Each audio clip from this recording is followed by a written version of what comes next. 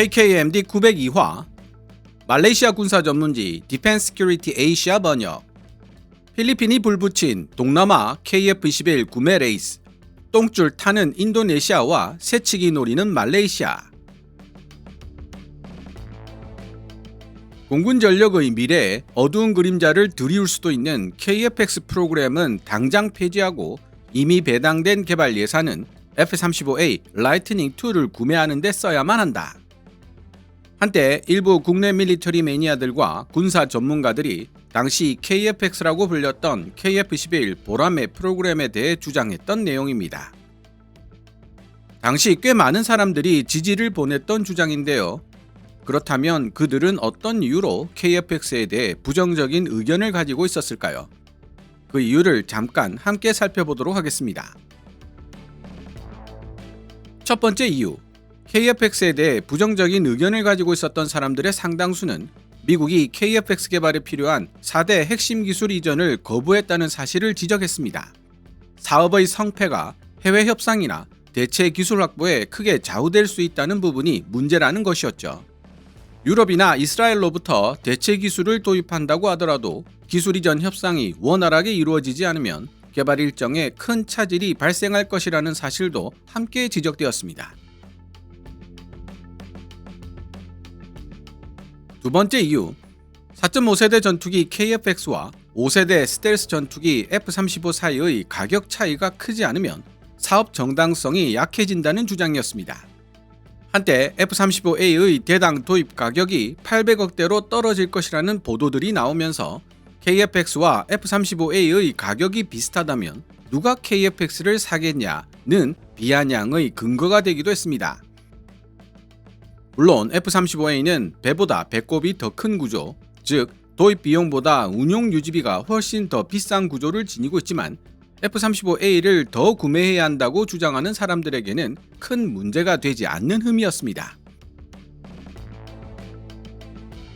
그러나 국내 기술로 A사 레이더, IRST, EOTS, EW 스위트, 즉 핵심 4대 기술 모두를 개발하는 데 성공했고 현재 최신 생산분 기준으로 F-35A의 대당 가격은 약 1억 150만 달러, 한화 약 1340억 원 이상입니다. 이는 미 공군이 인수하는 가격으로 수출 가격과는 상당한 차이가 있죠. 실제로 대한민국 공군은 2023년 말 F-35A 20대를 추가로 인수하면서 한 대당 2천억이라는 비용을 지불했습니다. 상황이 이렇다 보니 지금은 KF-21 보라매에 대해 부정적인 의견을 제시하는 사람들을 찾기가 어려워졌습니다. 더 놀라운 사실은 외신을 통해 필리핀, 말레이시아, 인도네시아가 KF-21 보라매를 먼저 도입하기 위해 치열하게 경쟁하는 모습을 볼 수 있게 되었다는 사실입니다.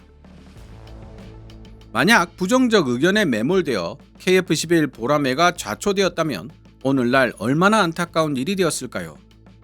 이래서 역사는 긍정적이고 도전하는 사람들의 것이라는 생각을 다시 한번 하게 됩니다. 공동개발국이었던 인도네시아의 갈팡질팡 행보에 첫 수출마저 쉽지 않겠다는 예상을 하는 사람들이 많았던 가운데 폴란드나 아랍에미리트가 KF-21 보라매 수출에 숨통을 틔워줄 것으로 기대하는 시선도 있었습니다. 그런데 엉뚱하게도 필리핀이 KF-21 보라매 구매 레이스에 본격적으로 뛰어들면서 판을 휘저었고 민기적거리고 있던 인도네시아와 FA-50M 도입을 통해 한국에 대한 신뢰를 높인 말레이시아도 KF-21 보라매 구매 레이스에 전격 참여하는 모습을 보여주고 있습니다. 이런 상황에 대해 말레이시아 군사 전문지 디펜스 시큐리티 에이시아 이하 DSA가 장문의 분석 기사를 실었는데요. 치밀하고 논리적인 구성이 돋보이는 기사입니다. 이 기사를 잘 분석해보면 KF-21 보라매 구매가 필리핀, 말레이시아, 인도네시아 각각에게 무엇을 의미하는지와 세 나라가 급하게 KF-21 보라매 구매 레이스에 뛰어들 수밖에 없었던 이유를 이해할 수 있습니다. 일단 2026년 1월 10일 DSA의 기사를 먼저 번역해본 뒤 앞서 말씀드렸던 문제들, 즉 필리핀, 말레이시아, 인도네시아 세 나라가 왜 급하게 KF-21 보라매 구매 레이스에 뛰어들 수밖에 없었는지에 대한 제 생각을 말씀드리고 향후 어떤 방향으로 상황이 흘러가게 될지에 대해 생각해 보도록 하겠습니다. 요즘 DSA 기사가 장난 아니게 분량이 많고 제 생각도 집어넣다 보니 조금이라도 빨리 시청자 여러분들과 만나려면 1부, 2부로 나누어 진행해야 할 것 같습니다. DSA 기사 원문은 노란색 글자로, 제 개인적인 생각이나 역주는 하얀색 글자로 표시됩니다.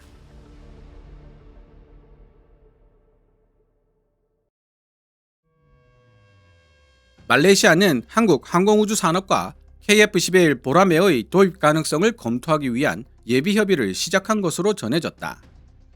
아직 초기 단계에 해당하는 접촉이지만 이로써 말레이시아는 한국이 추진 중인 4.5세대 전투기 KF-11 수출 확대 전략에서 선도적인 위치를 점하게 되었다. 동시에 FA-50M 경전투기 2차 도입분에 대해서도 협의가 시작된 것으로 파악되고 있다. 이는 인도태평양 지역 전반에서 공군력 현대화가 가속화되고 미국과 중국을 축으로 한 강대국 간 경쟁이 심화되는 상황 속에서 말레이시아 공군이 전력구조 우선순위를 보다 광범위하게 재조정하고 있음을 시사한다. 해당 논의의 정통한 소식통에 따르면 KF-11 보라매를 획득하기 위한 예비협의가 이미 시작되었다는 사실이 공개되었는데, 이는 점점 더 경쟁이 치열해지고 각종 감시 및 탐지 수단이 밀집되어가는 전장 환경 속에서 기존 노후 플랫폼과 점진적인 성능 개량만으로는 신뢰성 있는 억지력을 유지할 수 없다는 말레이시아 정부의 인식을 명확하게 보여준다. 말레이시아는 한국 항공우주 산업과의 접촉을 일찌감치 시작함으로써 KF-21 프로그램이 본격적인 수출 성숙 단계에 진입하기 이전에 기체 구성 옵션과 무장 통합 경로, 잠재적 산업 참여 방식 등을 사전에 조율, 형성할 수 있는 위치를 선점하게 된다. 이를 통해 말레이시아는 후발 도입국들이 통상적으로 부담하게 되는 프리미엄 비용을 회피하는 동시에 협상력을 극대화할 수 있게 된다. 언론 보도에 따르면 KF-11 보라매의 대당 도입 가격은 공중우세형 블락1의 경우 약 8,300만 달러, 다목적형 블락2 구성은 약 1억 1,200만 달러 수준으로 평가된다. 이러한 가격 덕분에 성능 대비 비용 측면에서 KF-11은 5세대 전투기에 대한 실질적인 대안으로 자리매김했을 뿐 아니라 서방권 4세대 전투기들과 직접적인 경쟁도 가능하게 되었다. 특히 중요한 점은 KF-11 보라매 블락1과 블락2 사이의 가격 차이가 기체 구조의 근본적 재설계에서 비롯된 것이 아니라 확장된 타격 임무용 항전 장비, 무장 인터페이스, 센서 융합 아키텍처의 고도화 등에 따른 임무 시스템의 복잡성이 증가한 데서 기인한다는 사실이다. 이는 플랫폼 중심의 단순한 비용 인상이 아니라 현대 전투기 경제학의 핵심인 임무 수행 능력의 고도화에 따른 비용 구조에서 비롯된 현상임을 보여준다. DSA는 KF-21 블락1과 블락2 사이의 가격 차이를 기체의 설계가 달라져서 비싸진 것이 아니라 임무 소프트웨어, 센서 통합 수준이 높아졌기 때문에 비싸진 것이라고 설명하고 있습니다. 즉, KF-21 보라매 블락2는 현대 전투기 경제학의 핵심인 임무 수행 능력 고도화에 충실한 프로그램이며 그 결과 블락1보다 훨씬 더 비싸졌다는 사실을 강조하고 있는 것입니다. KF-11이 이른바 4.9 세대적 특성을 갖춘 4.5세대 플랫폼으로 주목받고 있다는 사실은 예산 집행의 효율성을 중요시하는 여러 공군들을 중심으로 우수한 스텔스 성능보다 디지털 기반의 설계 구조, 개방형 체계의 항전 장비, 확장 가능한 무장 통합 능력을 보다 우선시하는 흐름이 형성되고 있음을 보여준다. 말레이시아의 영공은 남중국해, 말라카 해협, 그리고 사바 동부 접근로에 걸쳐 광범위하게 펼쳐져 있는 만큼 방공 임무와 선택적 전력 투사 임무에 최적화된 공중 전력을 보유하는 것은 주권 집행과 위기, 분쟁 상황에서의 확정 관리에 직접적인 영향을 미치는 중요한 사안이다. 가까운 이웃 국가들이 A사 레이더를 탑재한 전투기와 장거리 시계외 공중전 BBR용 미사일, 그리고 네트워크 중심의 지휘 통제 체계에 대한 투자를 가속화함에 따라 말레이시아의 전략적 셈법은 더욱 복잡해졌다. 주변 공군들의 기술적 진보는 기존의 질적 균형을 무너뜨릴 위험이 있으며 말레이시아의 안보 환경을 더욱 압박하고 있다. 이러한 배경 속에서 말레이시아가 KF-21 프로그램을 검토하는 것은 단순한 기회주의적 행보가 아니다. 이는 생존성, 작전 지속 능력, 그리고 연합작전 상호 운용성을 강화하는 방향으로 전력 구상을 체계적으로 재조정하려는 노력의 일환으로 풀이된다.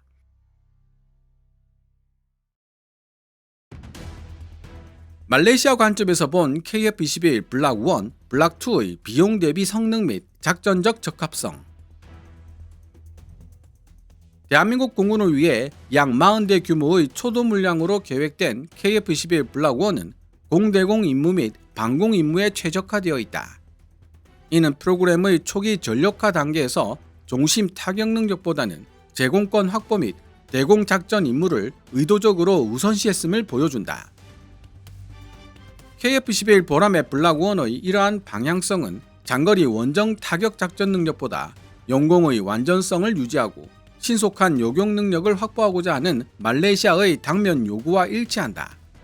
특히 육해 공군 현대화 사업을 동시에 진행하고 있어 무거운 부담을 지고 있는 말레이시아의 재정 상황에도 부합한다. 이와는 대조적으로 KF-21 보라매가 확장된 타격용 항전 장비와 첨단 무장 통합을 기반으로 완전한 공대지 전투 기능을 갖춘 블락2로 전환될 것이라는 사실은 신뢰할 만한 억지력이 단순히 방어적 태세에 좌우되는 것이 아니라 영역을 넘나드는 다영역 타격 옵션에 의해 결정된다는 대한민국 공군의 인식을 반영한다. 따라서 대당 가격이 1억 1200만 달러로 상승한 것은 단순한 가격 상승이라기보다는 타겟팅 포드, 정밀 타격용 소프트웨어, 다양한 무장체계의 통합 등으로 대표되는 임무 시스템의 밀도가 그만큼 높아진 결과로 해석하는 것이 타당하다. 말레이시아 입장에서 블락 1과 블락 2라는 KF-21의 이원적 구조는 초기 획득 비용을 억제하면서도 위협 환경 변화에 따라 단계적으로 성능을 개량할 수 있는 여지를 남겨두는 단계적 획득 경로를 가능하게 한다는 점에서 전략적 유연성을 제공한다. 또한 제너럴 일렉트릭의 F414 터보팬 엔진을 2개 탑재한 KF-21의 쌍발 엔진 구성은 해상 작전 환경에서의 운용 탄력성을 한층 더 강화한다. 엔진 하나가 고장나더라도 남은 엔진 하나로 버틸 수 있는 능력은 광활한 해상 임무 수행 시 안전과 생존 가능성을 결정짓는 핵심 요소로 작용하기 때문이다. 마하 1.8의 최대 속도와 2700km를 상회하는 항속거리를 갖춘 KF-21 보라매는 적의 공격에 취약한 전방기지에 의존하지 않고도 말레이시아 영공 전역을 커버할 수 있는 광활한 작전 범위를 제공한다. DSA 원문에서는 KF-21 보라매의 전투행동 반경이 2700km를 상회하는 것으로 서술하고 있지만 이는 명백한 오류로 보여 수정했습니다. KF-21 보라매가 기지에서 발진하여 공중구비 없이 도달할 수 있는 최대 범위, 즉 항속거리가 2700km입니다. 전투행동 반경은 보통 항속거리의 절반 정도로 보는 것이 일반적입니다. 여기 더해 하나시스템이 개발한 국산 A사 레이더와 LIG 넥스1이 만든 고급 전자전 체계의 통합은 KF-21이 치열한 전자전 환경에서도 주어진 임무를 수행할 수 있도록 만든다. 인도태평양 지역 전반에 걸쳐 현대식 지대공 미사일 체계가 확산되고 있는 현실을 고려할 때 이는 매우 중요한 요소다. 다만 기체 외부에 무장을 장착해야 하는 KF-21의 구조는 필연적으로 레이더 반사 면적 RCS를 증가시키는 결과를 초래하며 따라서 강행 돌파 위주의 전술보다는 장거리 교전, 협동 표적 탐지, 그리고 네트워크 중심 작전을 강조하는 전술적 운용의 필요성이 더욱 부각된다.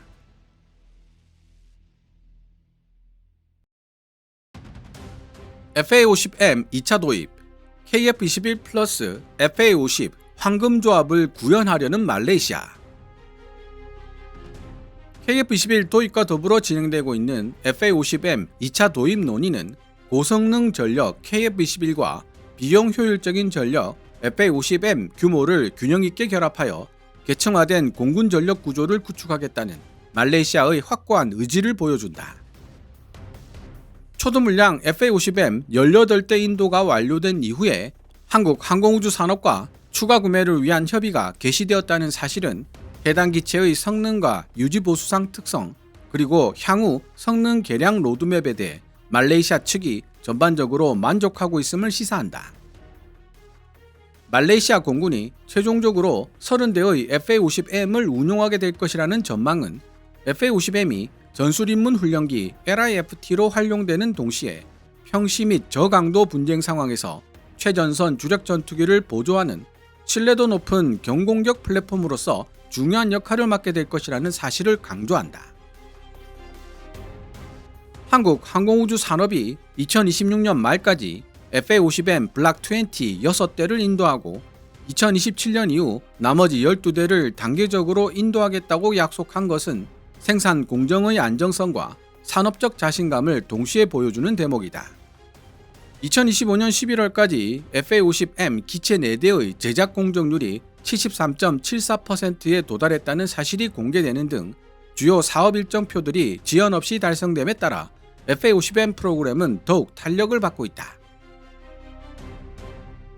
리마 2023에서 체결된 40억 링깃, 하나 약 1조 1천억 규모의 계약은 FA-50M을 말레이시아 단기 전투항공 전력 재건의 핵심 축으로 자리매김하게 만들었으며 4세대 전투기 도입 결정이 성숙한 단계에 이르기 전까지 발생하는 전력 공백을 즉시 메울 수 있는 수단을 제공한다. 전 세계에 퍼져 있는 FA-50M 파생형들 중 가장 발전된 사양으로 평가되는 말레이시아형 FA-50M은 대한민국 공군이나 영내 다른 국가들이 운용하고 있는 FA-50보다 뛰어난 성능을 보유하고 있으며 폴란드의 FA-50PL만이 유일하게 동등한 수준으로 인정될 정도다. 이러한 질적 우위는 FA-50M이 2030년대 이후까지도 충분한 작전적 유효성을 유지할 수 있도록 보장하며 특히 네트워크 기반의 감시 및 표적 탐지 체계와 통합될 때 그 진가가 발휘된다. 계층화된 전력 구조 내에서 FA-50M이 담당하는 역할은 일상적 영공 순찰, 훈련에서 실전으로의 전환 임무, 그리고 보조적 타격 임무를 흡수함으로써 최전선 하이엔드급 전투기에 가해지는 운용 피로도를 낮추는 것이다. 이를 통해 말레이시아 공군은 고강도 분쟁에 대비해 주력 전투기의 기체 수명과 가용성을 보존할 수 있는 효과를 얻을 수 있다. 전략적 차원에서 FA-50M 전력 확대는 말레이시아 공군에 확장 가능한 전력 증강 수단을 제공하며 이를 통해 신속한 전력 배치, 지속적인 출격 횟수 유지, 여러 작전 구역에서 비용 효율적인 상시 전개 작전이 가능해질 뿐만 아니라 서구 표준의 지휘 통제 및 무장 체계를 운용하는 동맹국 공군과의 상호 운용성도 유지할 수 있게 된다. 수출 동력, 필리핀 그리고 KF-21의 전략적 궤적.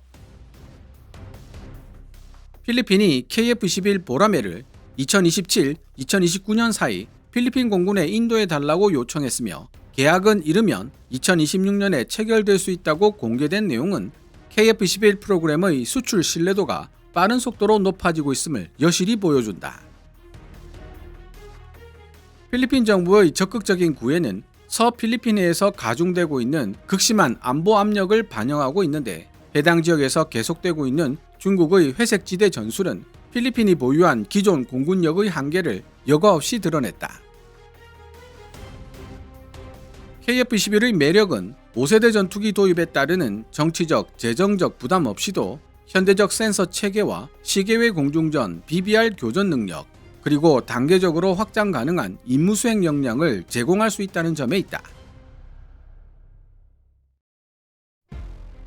말레이시아에게 있어 KF-21에 대한 필리핀의 관심 표명은 KF-21의 가치를 입증하는 증거인 동시에 경각심을 주는 신호이기도 하다. 이는 초기 도입국으로서 누릴 수 있는 각종 혜택과 기회가 점차 줄어들 수 있음을 시사하기 때문이다.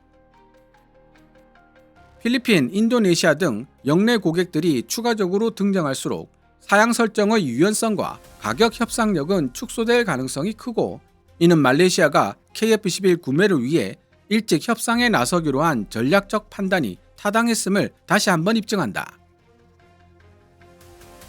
또한 KF-11 보라매에 대한 필리핀의 관심은 수적 우위나 구식 기종에 의존하기보다 뛰어난 탐지 능력을 지닌 첨단 센서와 네트워킹 능력, 그리고 기동성이 우수한 미사일을 통해 실질적인 제공권 다툼이 가능한 하이엔드급 전투기를 확보하려는 동남아 지역의 광범위한 흐름 변화를 시사한다. 수출 전략 측면에서 필리핀 같은 KF-11의 초기 고객들은 실질적인 운용 입증 사례를 남기게 되며, 이는 후속 구매국들이 느낄 수 있는 잠재적 위험을 줄여줄 뿐만 아니라 실제 현장 운용을 통해 얻은 피드백을 바탕으로 플랫폼의 완성도를 앞당기는 효과를 가져온다. 말레이시아에 있어 필리핀이 잠재적인 최초 수출 운용국으로 부상한 것은 의사결정 시한을 압박하는 요인이 된다. 이는 KF-21 생태계를 중심으로 한 공동훈련체계, 영내 군수지원 허브, 그리고 다자간 상호 운용성 체계가 현실화될 가능성이 높아지기 때문이다. 반대로 KF-11 구매 논의가 지연될 경우 말레이시아는 후순위 도입 국가로 밀려날 위험성도 있다. 이는 기체 사양 최적화에 대한 영향력 감소, 무장통합 우선순위 결정에서의 발언권 약화, 그리고 산업 참여 조건 협상 등에 있어 말레이시아의 영향력이 줄어드는 결과를 초래할 수 있으며, 카이의 수출 잔고가 채워질수록 더욱 현실적인 시나리오로 다가오게 될 것이다. KF-21EX와 장기 전략, 4.5세대와 5세대를 이어주는 다리. 한국 정부의 장기적 비전 중심에는 KF-21EX가 자리하고 있다. KF-21EX는 첨단 4.5세대 전투기와 진정한 5세대 플랫폼 사이에 존재하는 생존 능력 격차를 해소하기 위한 진화적 도약을 의미한다. 합동 직격탄 JDAM, 소형 정밀 유도폭탄 SDB, 그리고 미티어 공대공 미사일을 내부 무장창에 탑재한 KF-21EX의 경우 레이더 반사 면적 RCS는 대폭 감소하게 되며, 이는 중국의 HQ-9B, 러시아의 S-400과 같은 고성능 장거리 지대공 미사일 체계에 대한 생존성을 크게 향상시키는 효과를 갖는다. 기존의 적외선 탐색 및 추적 장비 IRST를 대신해 기수의 전자광학 표적 추적 장비 EOTS를 통합한다는 구상은 F-35의 설계 철학과 궤를 같이하는 것으로 공대지 타격 작전과 센서 융합 작전을 하나의 통합된 체계로 수행할 수 있게 한다. 인공지능 기반의 임무 컴퓨터, 무인 편대기의 통합, 그리고 차세대 데이터 링크의 결합은 KF-21EX를 단순히 개별 목표물을 타격하는 단독 전폭기가 아닌 분산된 킬웹 네트워크 속의 핵심 노드로 자리매김하게 한다. 말레이시아 관점에서 KF-21EX 개념은 경제성과 생존성 사이의 균형을 맞춘 미래 보장 경로를 제시하며, 급변하는 안보 위협 환경 속에서도 전술적 유효성을 보장하는 선택지로 작용한다. 국내 산업 역량의 성장, 수출에 대한 야심, 그리고 모듈식 성능 확장을 결합함으로써 KF-21 프로그램은 한국의 방위산업 생태계를 재편하는 동시에 세계 전투기 시장의 경쟁 구도를 새롭게 정의하고 있다. 이러한 맥락에서 말레이시아가 한국 항공우주 산업과 KF-21 도입과 관련된 협의를 일찌감치 시작한 것은 단순한 도입 가능성 탐색 수준의 행보가 아니다. 이는 공군력의 우위가 기체 수량이 아닌 네트워크 역량에 의해 정의되는 시대를 대비해 전략적 선택권을 확보하려는 치밀하게 계산된 움직임이다. KF-21EX가 내부 무장창과 네트워크 중심 작전을 강조하는 것은 미래 공중전에서의 생존성이 순수한 기동 성능이나 속도 같은 운동학적 요소로 결정되는 것이 아니라 우수한 스텔스 능력으로 조기 탐지를 회피하고 촘촘하게 밀집, 계층화된 적의 방공망 내부에서도 작전을 수행할 수 있는 능력에 의해 결정될 것이라는 인식을 반영한다. 또한 새로운 5세대 기체를 백지 상태에서 설계하는 대신 기존 4.5세대 기체를 기반으로 단계적으로 발전시키는 접근 방식은 기술적 위험, 개발 비용, 사업 일정을 효과적으로 관리하면서도 레이더 반사 면적 및 적외선 신호 감소라는 실질적 성과를 달성하는 전략적 선택으로 평가된다. 무인 전투기 로열 윙맨과의 통합은 분산형 탐지, 기만, 그리고 타격 임무 수행에 있어 역할 분담을 가능하게 함으로써 KF-21EX의 작전 가치를 더욱 증폭시킨다. 이는 적의 목표물 조준 과정을 방해하고 고성능 지대공 미사일 네트워크의 효율성을 떨어뜨리는 결과를 가져온다. 말레이시아와 같은 잠재적 운용국 입장에서 KF-21EX 개념은 개별 플랫폼 중심의 공중우세 개념보다 유무인 복합체계, 다영역 데이터 융합, 협동 교전 능력을 무엇보다 우선시하는 차세대 공군교리에 정확히 부합한다. 전략적 관점에서 한국은 KF-21EX를 통해 첨단 4.5세대 전투기 성능에서 5세대 스텔스기에 준하는 성능으로 확장 가능한 경로를 제공할 수 있는 보기 드문 방산 수출국으로서의 입지를 다지게 될 것이다. 결과적으로 한국의 KF-21EX는 5세대 스텔스기 도입에 따르는 막대한 정치적, 재정적 부담을 감수하지 않으면서도 장기적 경쟁력을 확보하려는 공군들의 조달 셈법을 근본적으로 바꿀 수 있는 제안이 된다.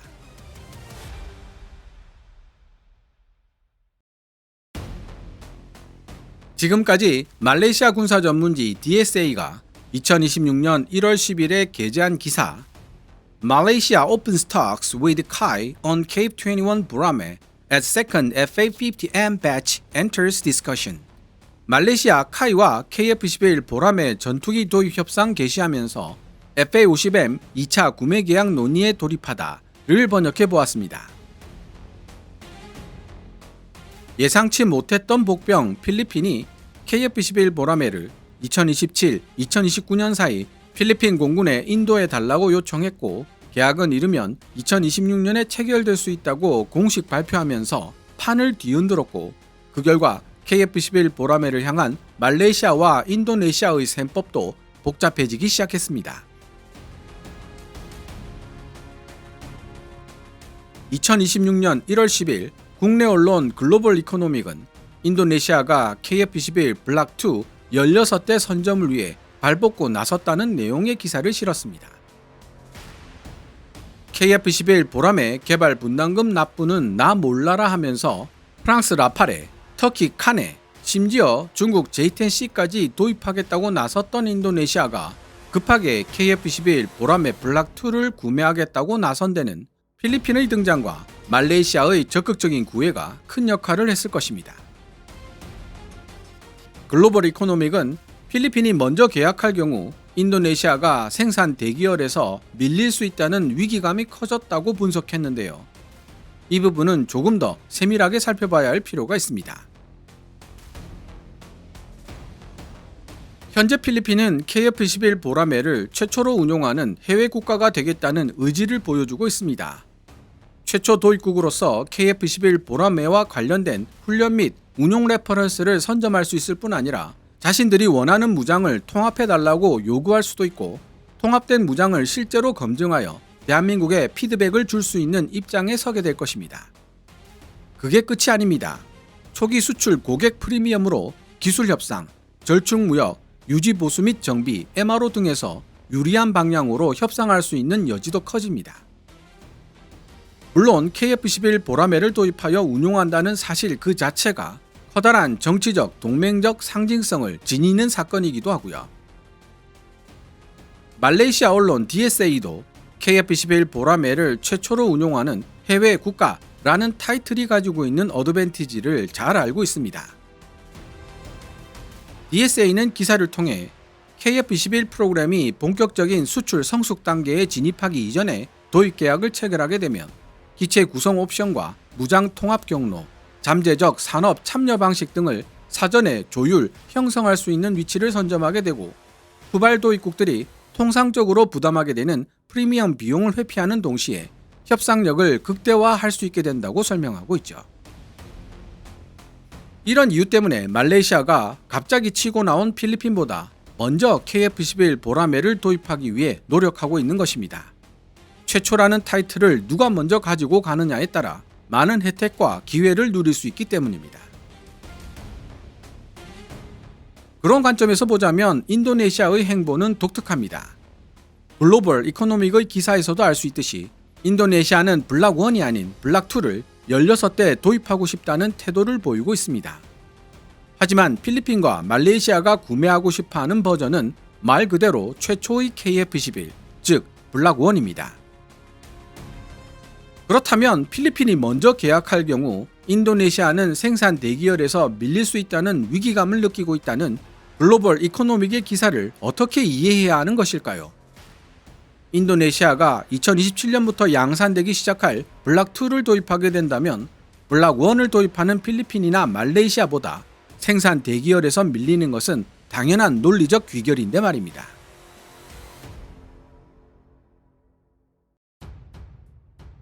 이에 대한 합리적인 해석은 인도네시아가 원하는 것은 블락2 버전을 운용하는 최초의 해외 국가가 되는 것이라고 할 수 있습니다.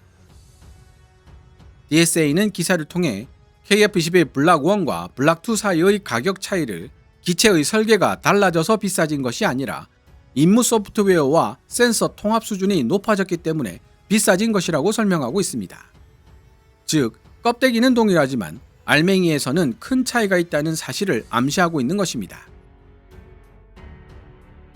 필리핀과 말레이시아는 블락1부터 구매한 뒤 시간을 두고 단계적으로 블락2로 개량해 나간다는 계획이지만 인도네시아는 다소 가격은 비싸더라도 처음부터 다목적 전투기로 활용 가능한 블락2 버전을 구매하고 최초의 블락2 버전 운용국으로 이름을 올림으로써 그에 따른 혜택과 기회를 챙기겠다는 속내로 분석됩니다.